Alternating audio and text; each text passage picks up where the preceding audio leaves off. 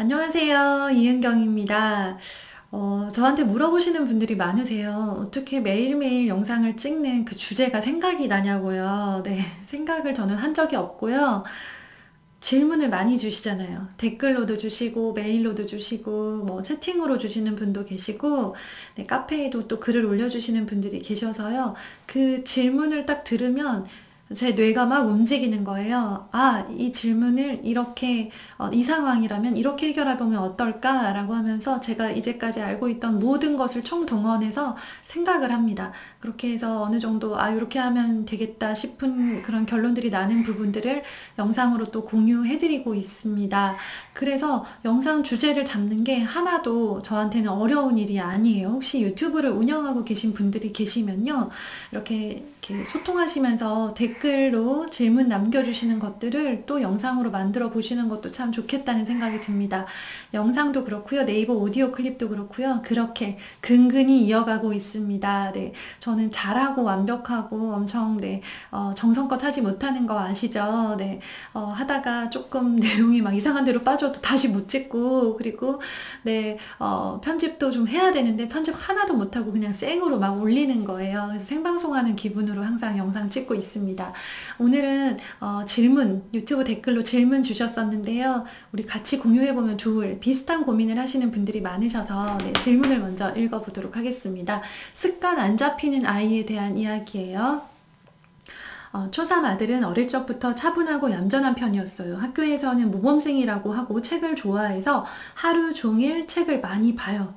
그런데 제가 시키는 것, 연산, 일기, 리코더 연습, 과제 등을 잘 하지 않아요. 엄마가 하라고 하면 하기 싫다네요. 그래서 결국 초3 될 때까지 엄마 주도로 아무것도 시키지 못했어요. 그랬더니 꾸준한 연습이 필요한 연산, 글씨 쓰기 등이 많이 부족해요.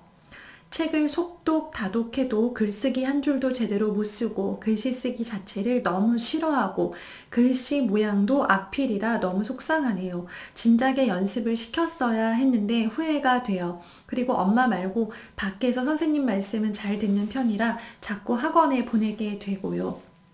지금 영어 수학 다니고 있어요. 사실 영어 학원은 가더라도 수학 학원은 굳이 갈 필요가 없어 보이는데 그거라도 안 가면 문제집 한 장도 제가 집에서 시키질 못해 할 수 없이 보내고 있어요.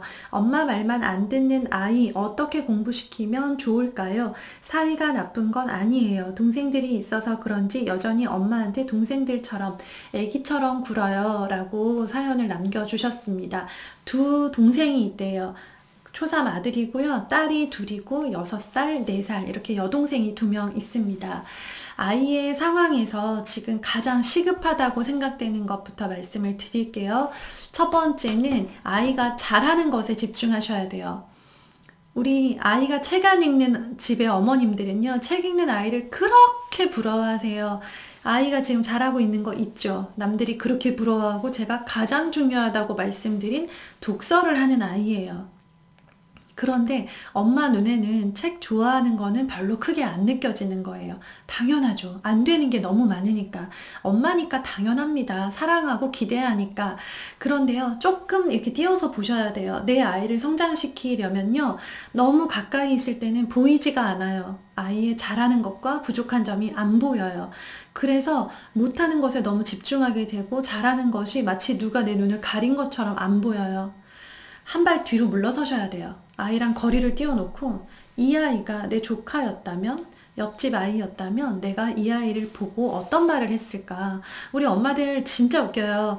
어떠냐면 저도 그런데요. 우리 애가 책을 아무리 많이 읽고 있어도 한마디도 칭찬을 안 하다가 어디 옆집 애가 놀이터에서 책 한 줄 읽고 있잖아요. 그러면 어쩜 이렇게 책을 좋아해 하면서 막 그 애랑 그 집 엄마한테 막 엄청 칭찬 많이 해요. 네, 그 칭찬 반만 우리 애한테 좀 해보세요. 네, 왜 남의 집 아이들 칭찬할 때는 그렇게 막 후하고 칭찬을 그렇게 전문가처럼 잘하시면서 우리 애 앞에서는 입을 딱 닫아버리시잖아요. 그죠? 그 칭찬을 우리 애한테 했어야 되는 거예요. 우리 아이는 다른 사람들이 봤었으면 분명히 책 좋아하고 책 잘 읽는다고 엄청 칭찬받았을 아이예요. 그런데 그 칭찬을 엄마한테 못 받는 거죠. 이거 되게 중요한 거예요. 꼭 명심하셨으면 좋겠어요. 아이들은요, 누군가에게 인정을 받고 싶지만 부모한테 인정받는 걸 가장 중요하게 생각을 하고 그러기만 하면 정말 나는 최고라고 하는 어떤 자존감, 뭐 이런 부분도 있지만 자아 효능감이라는 걸 느껴요. 좀 새로운 개념이죠. 네, 내가 쓸모 있는 사람이구나. 나는 내가 무슨 일을 한다는 것이 굉장히 어떤 효과가 있는 그런 사람이구나. 자아 효능감이라고 하는데요. 아이가 책을 읽고 있는데 그 책을 읽는 것을 칭찬받고 그게 정말 얼마나 어려운 일이고 책을 싫어하는 아이들이 우리나라의 절반도 넘는다는 사실을 아이한테 강조하면서 아이가 독서를 통해서 성공 경험을 하게 만드셔야 돼요. 안 되는 걸 되게 만들려고 아이를 계속 지적하고 네, 이렇게 잘하고 있는 것에서 부족한 구멍만 쳐다보면서 계속 거기만 쳐다보고 있으면 그런다고 아이는 성장할 가능성이 있지도 않은 데다가 엄마랑 아이는 둘 다 불행해져요. 결과를 장담할 수 없다면 행복하게 가는 게 좋은 거 아닌가요? 그죠? 행복하게 가다 보면 잘 되는 아이도 있고 또 기대에 못 미치는 아이도 있어요. 그런데 네, 행복하다는 거, 행복하게 공부했고 아이 초등 시기에 웃으면서 행복하게 했어요. 그거는 잡았잖아요. 이 아이는 독서라는 걸 잡으셔야 돼요. 이거 굉장히 큰 겁니다. 그래서 독서 잘하고 있는 걸 가지고 아이가 독서를 통해서 성취를 느낄 수 있게 아이가 읽은 책의 제목만 기록하게 하세요. 얘가 지금 글씨 쓰기를 너무 싫어하고 너무 못한대요. 글씨도 못 쓰고 글도 못 쓰고 쓰는 거 싫어하고요. 제대로 쓰지 않고 습관이 하나도 안 돼 있는 거죠. 그런데 이 아이가 책을 읽고 있어요. 그러면 자기도 알아요. 내가 책이 재미있구나. 그리고 나는 친구들보다 책을 많이 읽는구나를 알아요. 그쵸? 네, 그러면 아이가 잘할 수 있는 거에서부터 올라가야 되기 때문에 책 제목만 좀 적으라고 하세요. 네. 그리고 책 제목이 쌓이면 네, 그것에 따라서 자주 보상을 해주세요. 남자친구들은 특히 그렇고요. 저학년일수록 특히 그런데요. 어떤 긴 기간의 보상은 좀 힘들어해요. 눈에 보이지가 않는 거예요. 아무리 열심히 해도 막 한 달, 1년을 해야 뭐 하나 받을 수 있다? 아무리 막 몇십만 원짜리 받는다 하더라도 그것보다는 아직 습관이 잡히지 않은 아이들은 즉각적이고 네, 자주 작은 보상이라도 자주 해주는 게 훨씬 더 좋습니다. 그래서 책 제목을 5개를 적거나 10개를 적으면 보상 하나. 네, 이렇게 좀 텀을 짧게 만들어 주세요. 거기에서 이제 하나씩 하나씩 다른 습관이 추가돼야 되는데요. 엄마는 다 알고 있어요. 초등에서 뭐가 필요하고 보니까 연산, 뭐 글씨 쓰기, 일기 쓰기, 리코더, 줄넘기 좋은 거 다 알고 계시는데요. 이거는 절대 한 번에 이 아이가 다 습관으로 만들 수가 없어요. 하나씩 추가하는 거예요. 아이랑 약속을 하셔야 돼요. 어떻게? 자, 이렇게 좀 한번 단판을 지으셔야 돼요. 했으면 좋겠다라고 생각되는 것들을 쭉 적으세요. 즉 초등학교 3학년이라면 이 정도는 해야 된다라고 엄마가 생각하는 건 이거야 라고 그 영역을 다 적으세요. 예를 들면 연산 한쪽, 그리고 뭐 영어 책 읽기 한쪽, 그리고 영어 영상 보기 한 편 보기, 그리고 일기 매일 쓰기 뭐 이런 식으로 쭉 적은 다음에 아이한테 순서를 매기라고 하세요. 이 중에서 가장 먼저 한 가지만 지금 더 해야 된다면 뭘 하고 싶은지 아이 눈에 보기에 가장 만만한 걸 고르겠죠. 무조건 존중해 주세요. 지금 어차피 이것저것 다 습관 안 잡혀 있기 때문에 뭐라도 하나 추가되면 좋은 상황이죠. 그러면 그 상황에서 아이가 영어 동영상을 골랐는데 그거 말고 지금 영어책이 중요하니까 라고 하면서 네, 기껏 골랐더니 결국 엄마 마음대로 한다.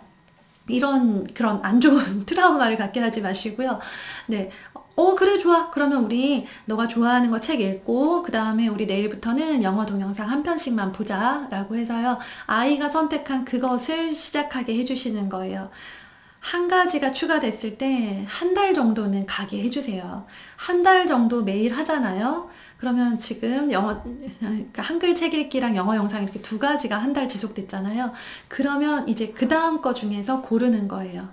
그 다음에 너 할 수 있는 거 뭐야? 해볼 만한 거 뭐 있어? 네, 그렇게 해서 아이가 또 고른 걸 또 추가.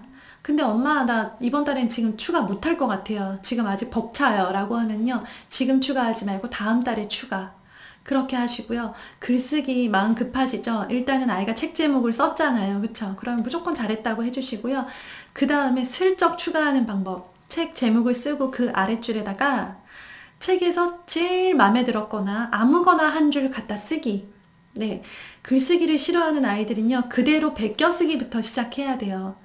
쓰는 거 자체가 힘드니까 손에 힘을 놓고 그 다음에 자기가 쓰는 습관을 들이기 위해서는요, 생각하면서 쓰면 다 못 써요. 그래서 그대로 베껴 쓰기라도 좋으니까 하루에 한 줄만 써보자, 이렇게 가세요. 그리고 정말 우리 어머님께 지금 마음이 힘드실 텐데요, 드리고 싶은 말씀, 네, 3학년이라고 했죠? 지금 하나도 안 늦었어요. 시간 나시면 채널이나 카페에서 댓글을 좀 자세히 보셨으면 좋겠어요. 5학년인데 습관이 하나도 안 잡혔어요. 6학년인데 습관도 안 잡히고 어떡하죠? 라고 발을 동동 구르시는 어머님들이 정말 많습니다. 그 어머님들은요, 할 수만 있다면 3학년으로 돌아가고 싶으실 거예요. 그렇게 좋은 시절이에요, 지금. 어떤 의미에서 보면 다 망친 것 같고 이미 다 늦은 것 같고 실패한 것 같아 보이죠, 그쵸? 그런데 네, 초등 6년 전체로 6학년 졸업하기 전까지 아이 습관 하나는 제대로 만들어줘야 되겠다라는 관점에서 본다면 3학년 1년 내내 놀아도 하나도 늦은 시기가 아니에요. 지금 아이랑 대화를 만들고 아이랑 웃으면서 공부하는 기억, 엄마랑 공부하니까 재밌네? 라고 하는 기억을 만드시는 게 훨씬 더 중요하고요. 지금부터 1년 동안 그렇게 하시면 네, 5학년, 6학년 돼서 후회하는 일은 적어도 없으실 거라고 생각해요.